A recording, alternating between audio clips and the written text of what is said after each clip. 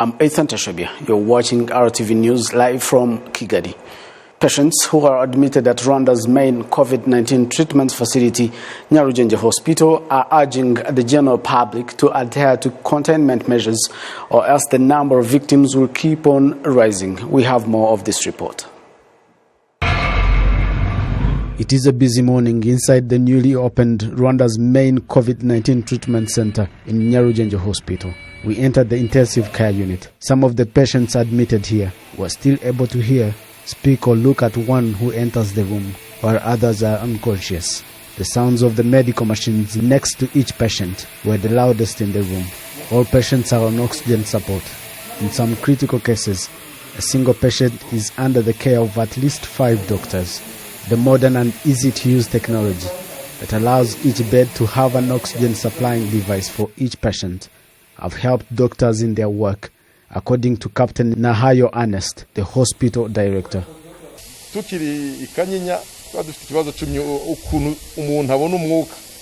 While at Kanyinya Hospital, it was difficult to administer oxygen therapy to each patient. This facility has high-standard oxygen therapy that enable every patient to be connected to oxygen support. Instead of the cylinders that only lasted for 3 hours maximum, we would use 8 oxygen cylinders a day. But here, every bed has an oxygen port connected to the wall that serve as ventilators, monitors, and oxygen gas used in operations, even though we do not carry out any operations. It also brings oxygen once connected to the patient.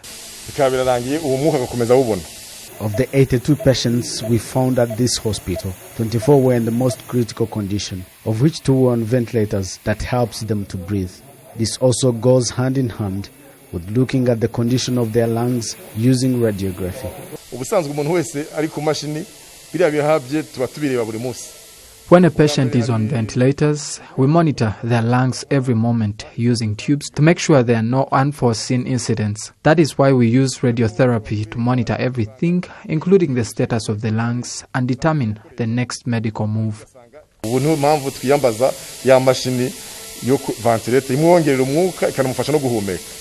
the other hand, there are other rooms with very weak patients who are starting to pick up strength, but they are also still receiving oxygen therapy. All patients here have specific testimonies of the pandemic, which is why they are urging everyone to step up their effort to prevent the spread of the virus.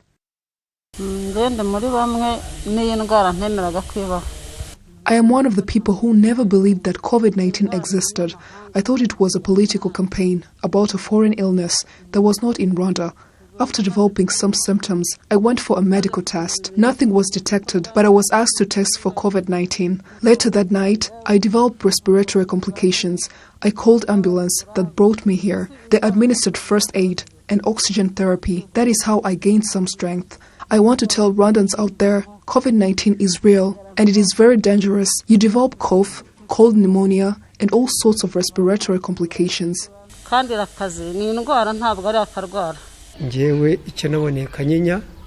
saw people die in Kanyinya.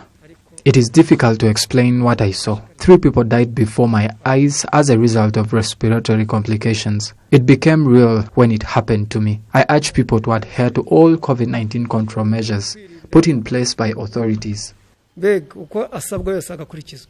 From March 14, 2020 to January 14, 2021, it is exactly 10 months since the first case of COVID-19 was confirmed in Rwanda. More than 10,000 people have been infected in the past 10 months, while about 130 people have been killed by the virus.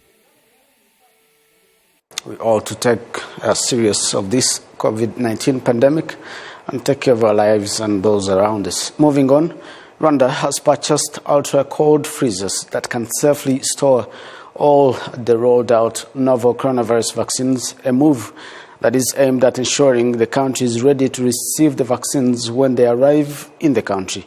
Sejanore has more. 5 of the cold storage machines in the country able to pull temperatures down to between -40 and -80 degrees Celsius are located at facilities within the Kigali Special Economic Zone, and other such facilities can be found at other locations as well with varying capabilities. The most difficult vaccine to store requires temperatures of at most minus 70 degrees Celsius, and we now have those capabilities, with a capacity of at least 300,000 doses. Therefore, we have no problems when it comes to storage. We had planned to start vaccinating people on the 1st of April, but it's possible we could get the vaccines much sooner than that. We are fairly certain that we will have the vaccines by March, and if nothing changes, April 1st will see us start to vaccinate the first groups of people. The quality of the vaccines that will be used is also being closely monitored. We are very attentive over the safety record of the vaccines and to ensure that those vaccinated do not suffer from any negative side effects. And we have our ways of monitoring that. However, pertaining to the way they were manufactured, we are working with the Rwanda FDA to make sure that they meet all requirements before they are allowed into the country. As for storage protocols, they are not different from other regular vaccines, and we have a team that will follow up on that. Because of our experience, we have no worries about storing the COVID vaccines. People say they look forward to a vaccine being available here in Rwanda. It would help because we are all worried about getting infected and then infecting others, especially when moving around.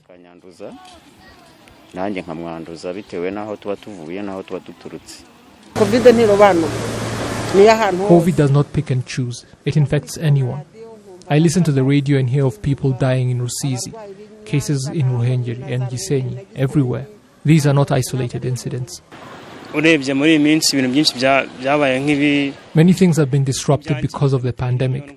Students are not focusing on their studies, and toddlers are yet to resume their classes.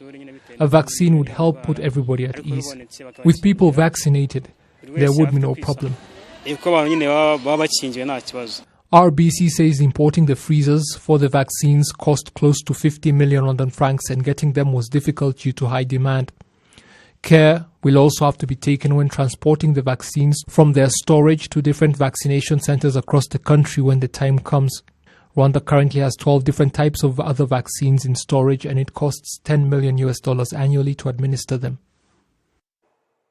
Thank you, Serge, for that report. Now, news coming in regarding COVID-19 status in Rwanda. Today, the country registered 194 new cases, while 5 people succumbed to COVID-19 pandemic, bringing the number of people who have been killed by the virus to 133, while the country has so far registered 10,316 cases of COVID-19. No one recovered today.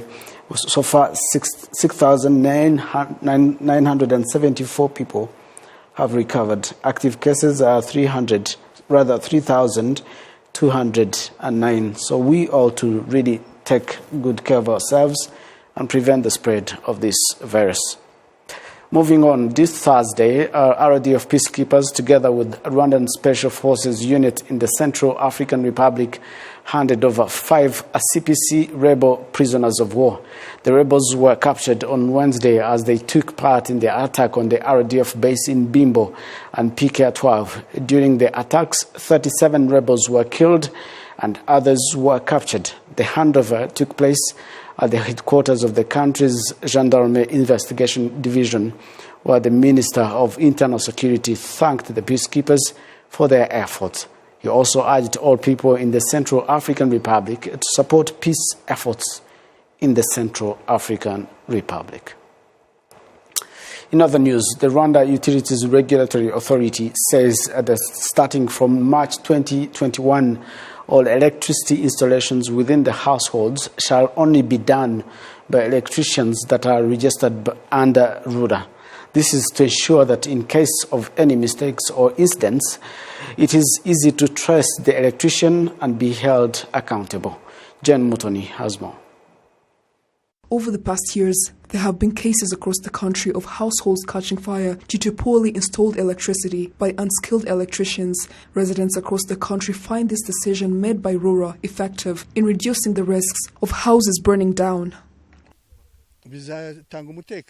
Every house owner shall feel at ease knowing that electricity installations shall be done by those that are only certified and fully skilled. There will be no more cases of houses burning down.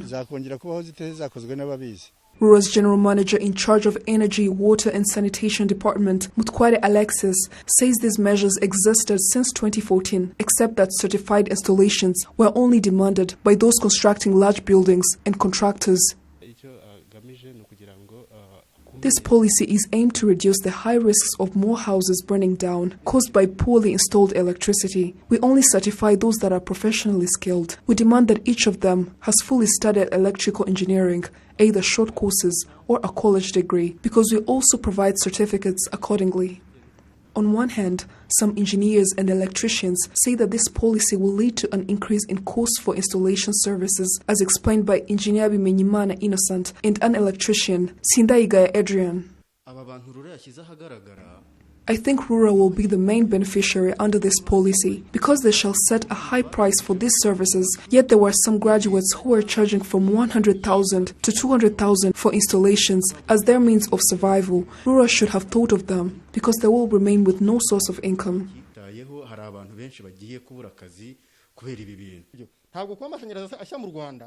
One can say that electrical outbursts across the country are 100% caused by installations that were done by uncertified electricians. It may have contributed to these cases, but again, they have to look at how this policy will affect the well-being of those that were doing these services as their only source of income, which is why there should be open facilitations for all of them to stand a chance of being certified and not just a certain category.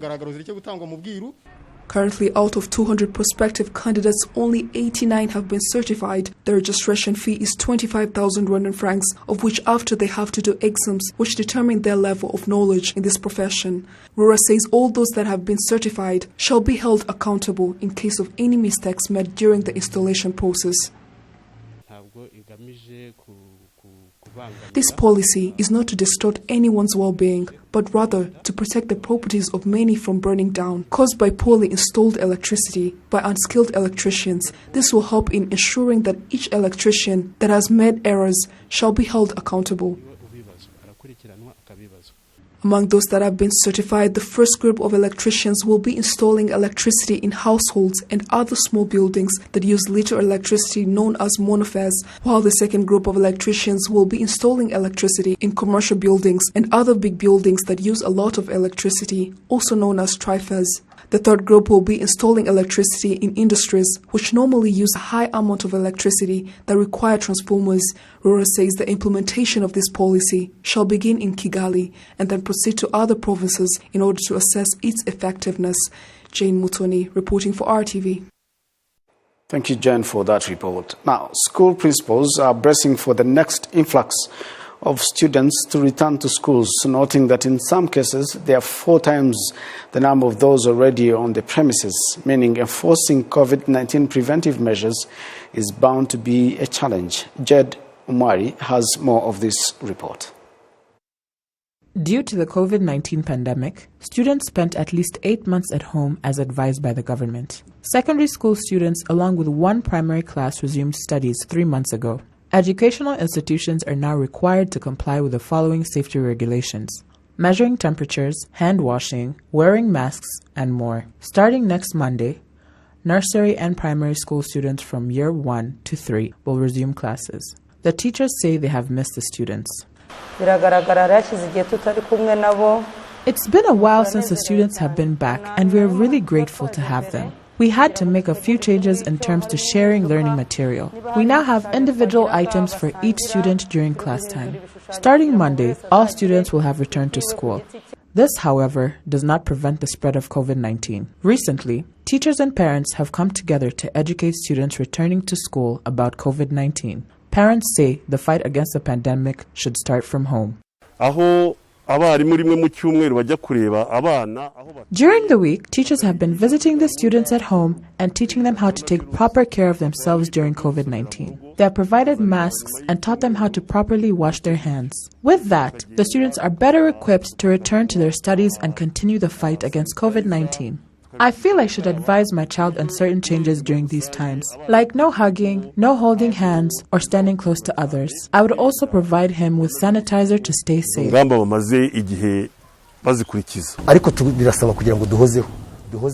It is important that we remind the children of these safety rules so that it may become the norm. This will help them start school more aware of their new environment and what is going on around them.